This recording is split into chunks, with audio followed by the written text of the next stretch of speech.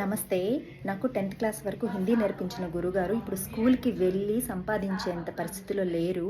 గురుగారు ఆన్‌లైన్‌లో క్లాసెస్ తీసుకుంటున్నారు. గురుగారి మాటల్లోనే ఒకసారి విందామా? నమస్తే, నా పేరు జయప్రకాష్, హిందీ పండిట్. హిందీ పరంగా ఇబ్బంది పడుతూ హిందీలో చదవడానికి చాలా వరకు వెనుకబడి ఉంటారు విద్యార్థులు. అటువంటి వాళ్ళ కోసము తర్వాత వచ్చి ప్రతి ఒక్కటి సిబిఎస్ఈ అంటే కేంద్రీయ విద్యాలయ వాళ్ళకి సిబిఎస్ఈ స్కూల్స్లో ఉండేటటువంటి ఆ హిందీ అంటే first language Hindi, second language Hindi state syllabus. So ప్రాథమిక టు ప్రవీణ అనేటటువంటి కోర్సెస్కి ఇవనేటటువంటిది చెప్పడం జరుగుతుంది. Basic course 1.5 month duration, grammar separate grammar కావాలనుకునే వాళ్ళు 2 months డ్యూరియేషను, హిందీ ప్రాథమిక టు ప్రవీణ 6 months డ్యూరియేషను. ఇవే కాకుండా కేంద్రీయ విద్యాలయ వాళ్ళకి ఫస్ట్ లాంగ్వేజ్ హిందీ అనేటువంటిది ఏదైతే ఉందో అది కూడా టీచ్ చేయడం జరుగుతుంది.